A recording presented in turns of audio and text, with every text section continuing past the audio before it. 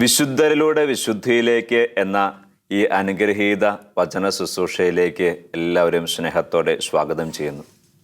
നമുക്ക് വിശുദ്ധരെ സ്നേഹിക്കാം. വിശുദ്ധർ ഈശോയെ സ്നേഹിച്ചത് അനുകരിച്ച് കൂടുതൽ ഈശോയെ സ്നേഹിച്ച് നമ്മുടെ ജീവിതത്തിലും കൂടുതൽ പുണ്യങ്ങൾ വളർത്താൻ വേണ്ടി പരിശ്രമിക്കാം. ഇന്നേ ദിവസം നാം കാണുന്നത് ഒരു സഭാപിതാവായ മെത്രാനായ വിശുദ്ധനെയാണ്, വിശുദ്ധ ബേസിൽ. മെത്രാൻ എന്ന് പറഞ്ഞാൽ നമുക്കറിയാം സഭയുടെ നേതാവാണ്. ഇനി സഭാപിതാവ് എന്ന വിശുദ്ധൻ എന്ന് പറഞ്ഞാൽ സഭയുടെ വിശ്വാസ വളർച്ചയ്ക്ക് കാര്യമായ സംഭാവന ചെയ്തിട്ടുള്ള ഒരു വിശുദ്ധൻ കൂടി ആയിരിക്കണം. പ്രത്യേകിച്ച് ആദിമ നൂറ്റാണ്ടുകളിൽ സഭയുടെ വിശ്വാസം വളർന്നു വന്ന ആ കാലഘട്ടത്തിൽ ഉണ്ടായ വലിയ പണ്ഡിതരായ വിശുദ്ധരാണ് സഭാപിതാക്കന്മാരായ വിശുദ്ധർ. അപ്പം അപ്രകാരം സഭയുടെ വിശ്വാസത്തെ രൂപപ്പെടുത്തുന്നതിൽ സഹായിച്ച വളരെ പണ്ഡിതനും വളരെ ജ്ഞാനമുള്ള ഒരു വലിയ വിശുദ്ധനാണ് വിശുദ്ധ ബേസിൽ. ഈ വിശുദ്ധ ബേസിലിനെ കുറിച്ച് നാം ചിന്തിക്കുകയും അദ്ദേഹത്തിൻ്റെ ജീവിതത്തെ മനസ്സിലാക്കുകയും ചെയ്യുമ്പോൾ നമുക്ക് വളരെ ആകർഷണീയമായിട്ട് തോന്നാവുന്ന ഒരു ദൈവവചനമാണ് മത്തായിയുടെ സുവിശേഷം 12-ാം അധ്യായം 33-ാം വാക്യം. വചനം നമുക്കൊക്കെ വളരെ പരിചിതമാണ്.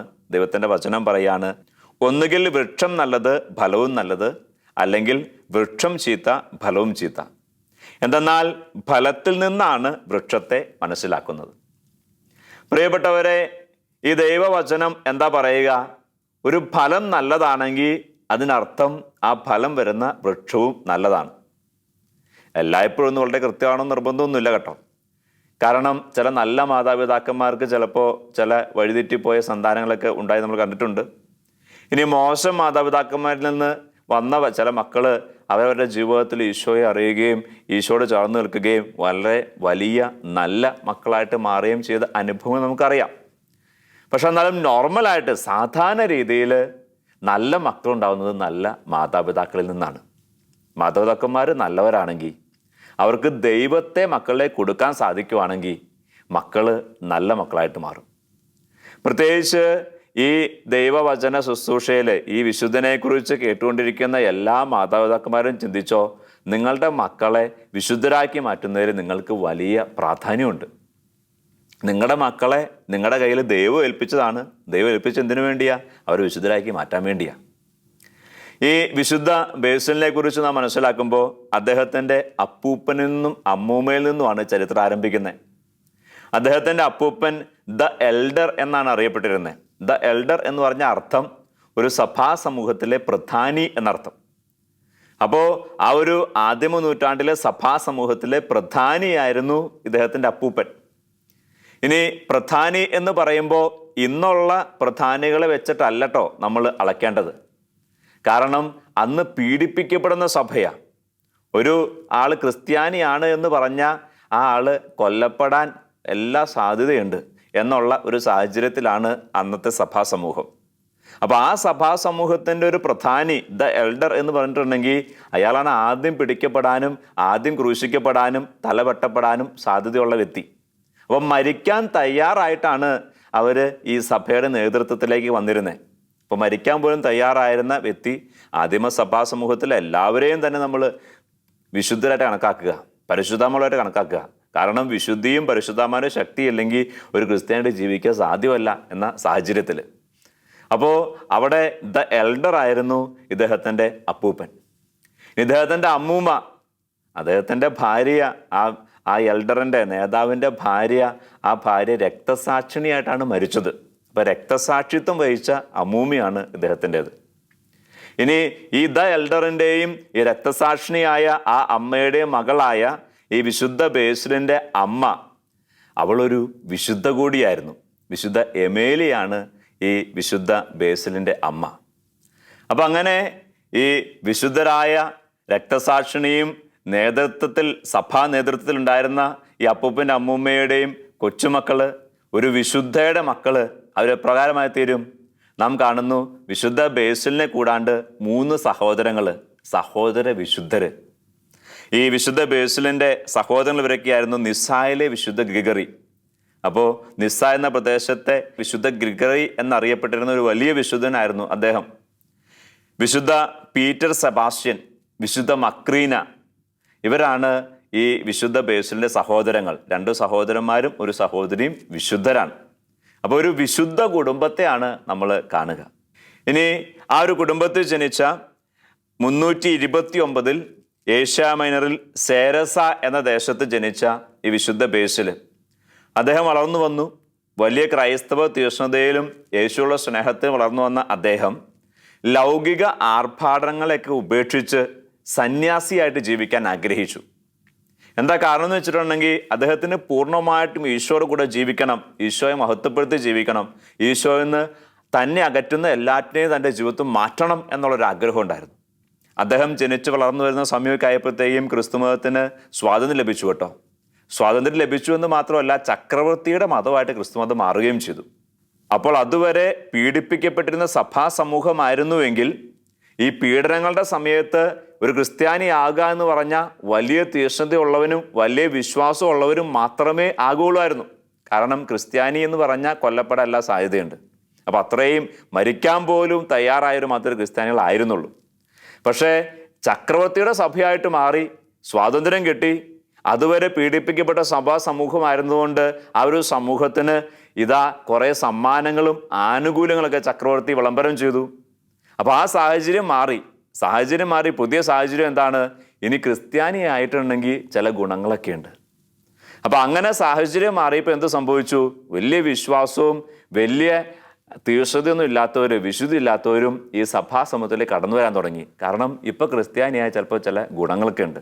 അങ്ങനെ വിശ്വാസവും തീക്ഷ്ണതയും ഇല്ലാത്തവർ ക്രൈസ്തവരായിട്ട് വരാൻ തുടങ്ങിയപ്പോൾ ക്രൈസ്തവ സഭയ്ക്കുള്ളിലെ തീക്ഷ്ണതയും കുറഞ്ഞു, വിശുദ്ധിയും കുറഞ്ഞു, ലൗകികത കടന്നു വരാൻ തുടങ്ങി. അപ്പോൾ കുറേ പേര് ഈ ലൗകിക കടന്നു വന്നതിലും മനം തൊന്നിട്ട് ഈ സഭാ സമൂഹത്തിൽ നിന്ന് മാറി ഒറ്റയ്ക്ക് പോയിട്ട് ഈശോയെ ആരാധിച്ച് ഈശോയെ സ്തുതിച്ച് അങ്ങനെ സന്യാസികളായിട്ട് ജീവിക്കാനായിട്ട് ആരംഭിച്ചു. അപ്രകാരം ഇദ്ദേഹവും സന്യാസിയായിട്ട് ജീവിക്കാൻ തീരുമാനിച്ചു. കാരണം സഭാ സമൂഹത്തിൽ നിന്നിട്ടുണ്ടെങ്കിൽ അവിടെ വേണ്ടത്ര തീക്ഷ്ണതയില്ലാത്ത കുറേ പേരൊക്കെ ഉണ്ട്. അവരുടെ സാമീപ്യവും അവരുടെ സഹവർത്തിത്വവും തന്നെ കൂടെ ആ ലൗകികതയിലേക്ക് വലിച്ചഴിച്ച് കൊണ്ടുപോകാൻ ഇടയുണ്ട് എന്ന് തോന്നിയ അദ്ദേഹം ഭയപ്പെട്ട് മരുഭൂമിയിലേക്ക്, വിജനതയിലേക്ക് പോയി അദ്ദേഹം സന്യാസിയായിട്ട് ജീവിക്കാൻ ആരംഭിച്ചു. ഇത് നമ്മുടെ ജീവിതത്തിലൊരു വലിയ മാതൃകയാണ്.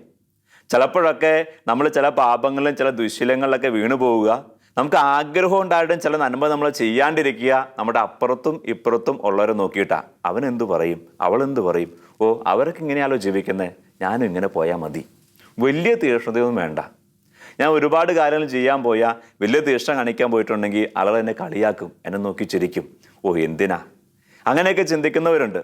അവിടെയാണ് ഈ ഒരു വിശുദ്ധ നമുക്കൊരു വെല്ലുവിളിയും മാതൃകയായിട്ട് നിൽക്കുവാണ്. അദ്ദേഹം തൻ്റെ കൂടെയുള്ളവരുടെ സഹവർത്തിത്വം തന്നെ കൂടെ ലൗകികതയിലേക്ക് കൊണ്ടുപോകാൻ ഇടയുണ്ട് എന്ന് തോന്നിയപ്പോൾ അവരിൽ നിന്ന് അകന്നു മാറിപ്പോയി ഈശോയെ മഹത്വപ്പെടുത്തി ജീവിക്കാൻ തുടങ്ങി. എന്നാൽ അദ്ദേഹം അങ്ങനെ പോയി കുറേ നാൾ സന്യാസത്തിൽ ജീവിച്ചപ്പോൾ ആ നാട്ടിലെ മെത്രാനച്ചൻ അദ്ദേഹത്തെ തിരികെ വിളിക്കുക. മെത്രാനച്ചൻ തിരികെ വിളിച്ചിട്ട് അദ്ദേഹത്തോട് ആവശ്യപ്പെടുവാണ്, നീ ഇപ്രകാരം ഒറ്റയ്ക്ക് പോയി ഈശോയെ മഹത്വപ്പെടുത്തുക നല്ല കാര്യമാണ്, പക്ഷേ അതിനേക്കാൾ വലിയൊരു കാര്യം നിനക്ക് ചെയ്യാൻ പറ്റും. നീ എന്ത് ചെയ്യണം? നീ പുരോഹിതനായിട്ട് മാറ്, നീ മെത്രാനായിട്ട് മാറ്. അങ്ങനെ നീ ഈ അശുദ്ധിയിലേക്ക് പോയിക്കൊണ്ടിരിക്കുന്ന സഭാ സമൂഹത്തെ വിശുദ്ധീകരിക്കാനായിട്ട് ആരംഭിക്കും.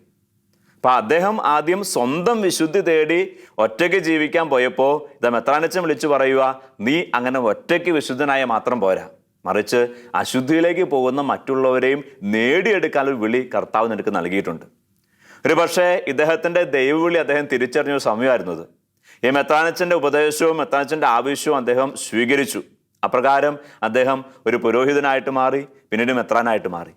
അങ്ങനെ പൗരോഹിത്യ പട്ടവും മെത്രാൻ പട്ടമൊക്കെ സ്വീകരിച്ചതിന് ശേഷം അദ്ദേഹം അതിതീക്ഷ്ണമായിട്ട് ആ കാലഘട്ടത്തിലെ ഒരു അശുദ്ധിയും തിന്മയുമായ ആര്യനിസത്തിനെതിരെ പോരാടാനായിട്ട് ആരംഭിച്ചു. ആര്യനിസം അല്ലെങ്കിൽ ആര്യൻ പാഷണ്ഡത, അത് യേശുക്രിസ്തുവിൻ്റെ ദൈവിക സ്വഭാവത്തെ ചോദ്യം ചെയ്യുന്ന ഒരു പാഷണ്ഡതയാണ്. ആര്യനിസം ഇപ്രകാരം പഠിപ്പിച്ചു, യേശു യഥാർത്ഥത്തിൽ പൂർണ്ണ ദൈവമല്ല, മറിച്ച് ദൈവത്തിൻ്റെ ഒരു സൃഷ്ടി മാത്രമാണ്, അല്ലെങ്കിൽ ഒരു ദൈവപുരുഷനാണ്. അപ്പോൾ മറ്റ് സൃഷ്ടികളെ പോലെ തന്നെ മറ്റു മനുഷ്യരെ പോലെ തന്നെ യേശു പിറന്നു കുറച്ചു നാൾ കഴിഞ്ഞപ്പോൾ പരിശുദ്ധാത്മാവ് ദൈവത്തിൻ്റെ ശക്തി അവൻ്റെ മേൽ ആവസിച്ചു. അങ്ങനെ ആ ദൈവത്തിൻ്റെ ശക്തിയിൽ അവൻ വചനം പറയുകയും അവൻ കുരിശുമേ മരിക്കുകയും അങ്ങനെ രക്തസാക്ഷിയായിട്ട് മാറുകയും ചെയ്തു എന്ന് പറഞ്ഞ ദൈവത്തിൻ്റെ വഴി മനുഷ്യർക്ക് കാണിച്ചു കൊടുക്കുകയും ദൈവത്തിൻ്റെ രക്ഷയുടെ മാർഗം മനുഷ്യരെ പഠിപ്പിക്കുകയും ചെയ്ത ഒരു മനുഷ്യ സൃഷ്ടി തന്നെയാണ് യേശുക്രിസ്തു. കാരണം യേശു ദൈവമല്ല എന്നാണ് ആര്യനിസം പഠിപ്പിച്ചിരുന്നത്. അപ്പോൾ നമുക്കൊക്കെ മാതൃകയായിട്ട്, നമ്മൾ വിശുദ്ധരെ മാതൃകയായിട്ട് കണക്കാക്കുന്നുണ്ടല്ലോ, അതുപോലൊരു വലിയ മാതൃകയായിട്ട് യേശുക്രിസ്തുവിനെ അവർ കണക്കാക്കി. അത് പാഷണ്ഡതയാണ്, തെറ്റാണ്. നമുക്കറിയാം, കർത്താവായ യേശുക്രിസ്തു ഒരേ സമയം പൂർണ്ണ മനുഷ്യനും അതേ സമയം പൂർണ്ണ ദൈവവുമാണ്.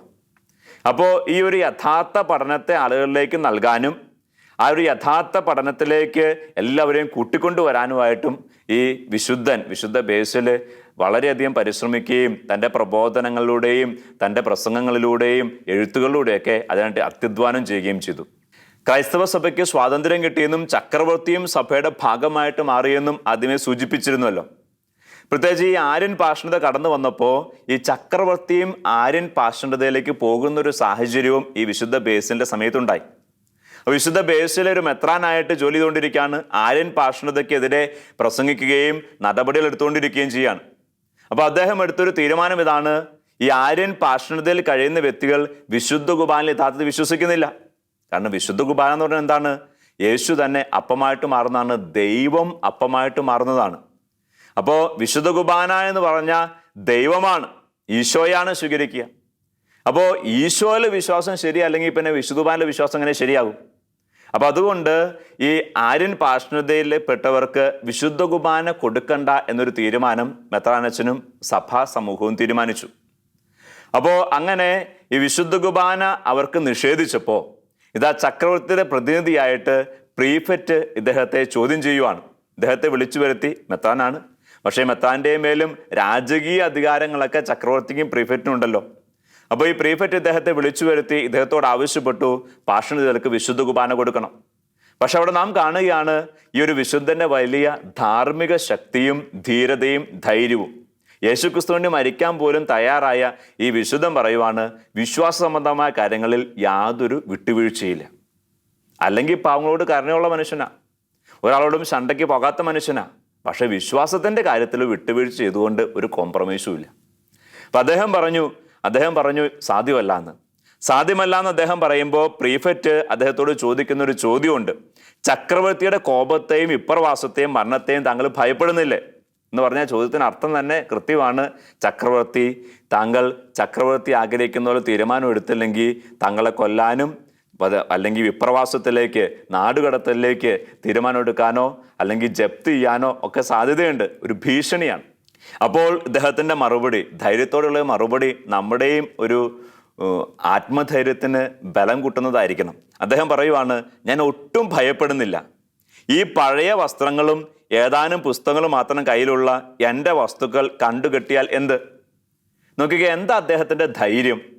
അദ്ദേഹം ഈ ലോകത്തിലെ ഒരു വസ്തുക്കളിലും ഭവനങ്ങളിലും ധനത്തിലും ആശ്രയം വയ്ക്കുന്നില്ല. എന്തിനാ എനിക്ക് ധനമുള്ളത്? അത് മറ്റുള്ളവരെ സഹായിക്കാൻ വേണ്ടിയാ. എന്തിനാ എനിക്ക് ധനമുള്ളത്? അത് എൻ്റെ ഉപയോഗത്തിന് വേണ്ടിയാ. ഈ ധനം ഇല്ലെങ്കിലും ഞാനൊരു ദൈവത്തെ മഹത്വപ്പെടുത്തി ജീവിക്കും. ഈ ഒരു മനോഭാവത്തിൽ അദ്ദേഹം പറയുക, എൻ്റെ കയ്യിൽ ഞാൻ ആശ്രയം വെക്കുന്നത് വലിയ കാര്യങ്ങളൊന്നുമില്ല. എനിക്ക് കുറച്ച് പഴയ പുസ്തകങ്ങളേ ഉള്ളൂ, കുറച്ച് ഡ്രസ്സേ ഉള്ളൂ. ഇത് ജപ്തി ചെയ്തുകൊണ്ട് പോയാൽ എനിക്കിപ്പോൾ എന്താ കുഴപ്പം? ഇതാണ് അദ്ദേഹത്തിൻ്റെ നർമ്മരസത്തോടു കൂടിയുള്ള ധൈര്യത്തോട് ചേർന്ന ചോദ്യം. ഇനി വീണ്ടും അദ്ദേഹം പറയാണ്, താങ്കൾക്ക് എന്നെ നാട് കടത്താനാകില്ല. എന്താ കാരണം? അദ്ദേഹം പറയുവാണ്, ലോകമാണ് എൻ്റെ ഭവനം. ഈ ലോകത്തിൽ കർത്താവ് എന്നെ ഈ നാട്ടിൽ ജനിപ്പിച്ചു. കർത്താവിന് വേണമെങ്കിൽ എന്നെ വേറെ നാട്ടിൽ ജനിപ്പിക്കാമായിരുന്നു. ഈ ലോകത്തിൽ എവിടെ ജീവിച്ചാലും ഈ ലോകം മുഴുവൻ എൻ്റെ കർത്താവിൻ്റെ ഭവനമാണ്. ഇവിടെ എവിടെയാണെങ്കിലും ഞാൻ ദൈവത്തെ മഹത്വപ്പെടുത്തി ജീവിക്കും. നോക്കിക്കേ, ദൈവപിതാവിൽ ആശ്രയിച്ചുള്ള ഒരു വിശുദ്ധൻ്റെ മറുപടിയാണ്. വീണ്ടും അദ്ദേഹം പറയുവാണ്, അങ്ങേക്ക് അനുവദിച്ചു തരാവുന്ന മഹാകാരുണ്യമാണ് മരണം. എന്നെ കൊല്ലാൻ വിധിച്ചോ, ഒരു കുഴപ്പമില്ല, അത്രയും വേഗം എനിക്ക് സ്വർഗത്തിലേക്ക് പോകാലോ. അപ്പം മഹാകാരുണ്യാണ് മരണം. ഇനി വീണ്ടും അദ്ദേഹം പറയാണ്, മർദ്ദനങ്ങൾ എനിക്ക് ദ്രോഹമാകാനിടയില്ല. കാരണം ഒരടി മതി എൻ്റെ ദുർബലമായ ജീവിതത്തെയും എൻ്റെ സഹനത്തെയും അവസാനിപ്പിക്കാൻ.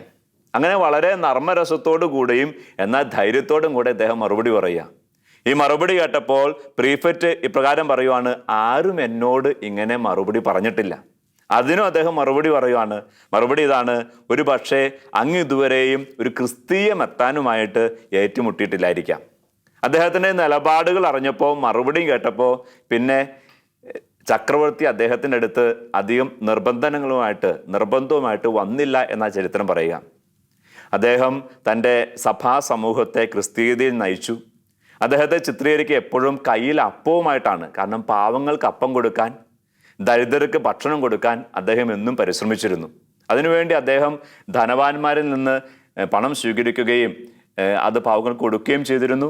പാവങ്ങളെ ശുശ്രൂഷിക്കാൻ വേണ്ടി അദ്ദേഹം ഒരു ആശുപത്രി തുടങ്ങി. ആ ആശുപത്രിയും ഏറെ പേർക്ക് അനുഗ്രഹമായിട്ട് മാറി എന്ന് ചരിത്രം സാക്ഷ്യപ്പെടുത്തുന്നു. അദ്ദേഹത്തിൻ്റെ വാക്കുകൾ ഇപ്രകാരമാണ്: നിങ്ങൾ ഉപയോഗിക്കാത്ത അപ്പം വിശക്കുന്നവർക്കുള്ളതാണ്, വെറുതെ സൂക്ഷിച്ചിരിക്കുന്ന നിങ്ങളുടെ വസ്ത്രം നഗ്നർക്കുള്ളതാണ്, നിങ്ങൾ ധരിക്കാത്ത ചെരുപ്പുകൾ നിഷ്പാദുകളുടേതാണ്, നിങ്ങൾ പൂട്ടി സൂക്ഷിക്കുന്ന പണം ദരിദ്രരുടേതാണ്, നിങ്ങൾ ചെയ്യാത്ത ഉപവിപ്രവൃത്തികൾ നിങ്ങൾ ചെയ്യുന്ന അനീതിയാണ്. നോക്കിക്കേ, എത്രയും കൃത്യതയുള്ളതും എത്രയും ദൈവസ്നേഹപൂർണമായ വാക്കുകളാണ് അദ്ദേഹത്തിൻ്റെത്. ഇപ്രകാരം ദൈവത്തെ സ്നേഹിച്ച് ദൈവത്തെ മഹത്വപ്പെടുത്തി ജീവിച്ച അദ്ദേഹം തൻ്റെ മരണസമയത്ത് ഇപ്രകാരം പറഞ്ഞുകൊണ്ട് മരിച്ചു എന്നാണ് ചരിത്രം സാക്ഷ്യപ്പെടുത്തുക: കർത്താവെ, അങ്ങയുടെ കരങ്ങളിൽ എൻ്റെ ആത്മാവിനെ സമർപ്പിക്കുന്നു. നമ്മുടെ കർത്താവ് കുരിശിൽ കിടന്ന് മരിക്കുമ്പോഴും പറഞ്ഞ ഏതാണ്ട് ഇതുപോലെയുള്ള വാക്കുകളാണല്ലോ. അതേ വാക്കുകൾ തന്നെ ഉച്ചരിച്ചുകൊണ്ട് അതേ രീതിയിൽ പ്രാർത്ഥിച്ചുകൊണ്ട് അദ്ദേഹം മരണത്തെ സ്വീകരിച്ചു. കർത്താവെ, എൻ്റെ ആത്മാവിനെ നിൻ്റെ കയ്യിലേക്ക് ഞാൻ സമർപ്പിക്കുന്നു. ഈശോയിൽ സ്നേഹം നിറഞ്ഞവരെ, ഇതാ ഒരു വിശുദ്ധനെ നമ്മുടെ മുമ്പിലേക്ക് കർത്താവ് വയ്ക്കുക. ആ വിശുദ്ധനെ വെച്ചിട്ട് കർത്താവ് നമ്മെ വിളിക്കുന്ന എങ്ങടേക്കാണ്? ദൈവസ്നേഹത്തിൻ്റെ ഒരു ജീവിതത്തിലേക്കാണ്. ഈ വിശുദ്ധ ബേസിലിൻ്റെ ജീവിതത്തിലേക്ക് നോക്കിയാൽ എന്താ ഏറ്റവും പ്രധാനമായിട്ട് നാം കാണുക? അദ്ദേഹത്തെ സംബന്ധിച്ച് ഏറെ അറിവുള്ളവനായിരുന്നു, കഴിവുള്ളവനായിരുന്നു, വിജ്ഞാനിയായ ഒരു മനുഷ്യനായിരുന്നു. അദ്ദേഹം ജീവിച്ചിരുന്ന കാലഘട്ടത്തിൽ ഒരു വലിയ സൗഭാഗ്യകരമായ ജീവിതത്തിന് സാധ്യതയുള്ള ഒരു വ്യക്തിയായിരുന്നു.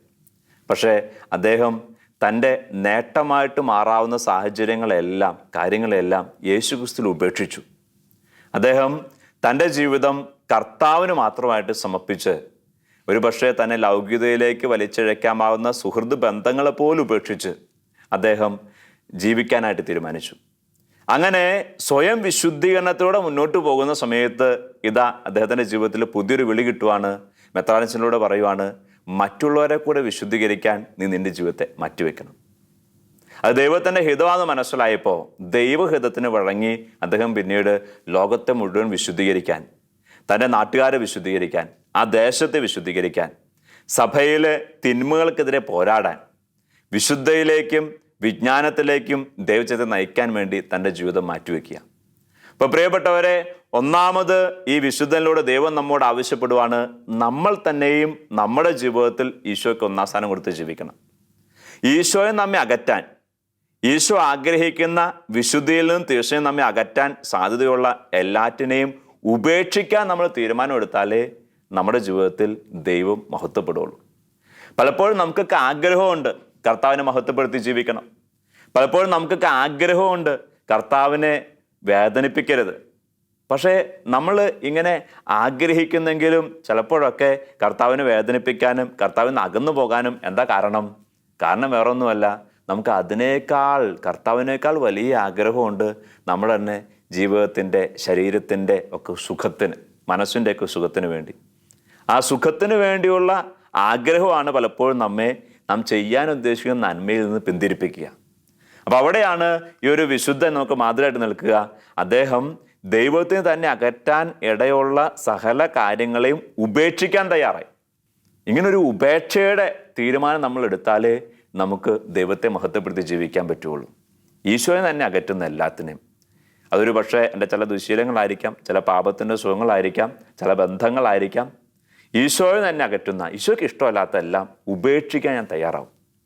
ഇതുകൂടെ സൂചിപ്പിച്ചുകൊണ്ടാണ് കർത്താവ് പറഞ്ഞത്, നിനക്ക് പാപഹേതുവാകുന്നത് നിൻ്റെ ഏറ്റവും പ്രിയപ്പെട്ട ശരീരത്തിൻ്റെ അവയവമാണെങ്കിൽ പോലും അവയെ അറുത്തു മുറിച്ച് എറിഞ്ഞു കളയാൻ നീ തയ്യാറാകണം. കണ്ണ് നിനക്ക് പാപഹേതുവാകുന്നതിന് കണ്ണ് ചുഴുന്നെടുത്ത് കളയുക എന്ന് പറഞ്ഞ അർത്ഥം എന്താണ്? ഈ കണ്ണിനെ കുറിച്ചല്ല പറയുക, മറിച്ച് കണ്ണുപോലെ വിലപ്പെട്ട നിൻ്റെ ബന്ധങ്ങൾ, സാഹചര്യങ്ങൾ, നിൻ്റെ ഇഷ്ടങ്ങൾ, അത് ഈശോയെ പ്രതി ഉപേക്ഷിക്കാൻ നീ തയ്യാറാവണം. എന്നാലേ നിനക്ക് വിശുദ്ധി ജീവിക്കാൻ പറ്റുള്ളൂ. ഇതാണ് ഒന്നാമത് ഈ വിശുദ്ധ നമ്മുടെ മുമ്പിൽ വെക്കുന്ന കാര്യം. ഇനി രണ്ടാമത്, ഈ ഒരു വിശുദ്ധനെ നമ്മുടെ മുന്നിലേക്ക് വെച്ചുകൊണ്ട് ഇതാ സഭാമാതാവ് പറയുവാണ്, നമ്മുടെയൊക്കെ കുടുംബങ്ങൾ വിശുദ്ധരെ സൃഷ്ടിക്കുന്ന ഇടങ്ങളായിട്ട് മാറണം. ആ വിശുദ്ധൻ്റെ ചരിത്രം എവിടെ നിന്ന് വരിക? അപ്പൂപ്പനും അമ്മൂമ്മയും തുടങ്ങുക.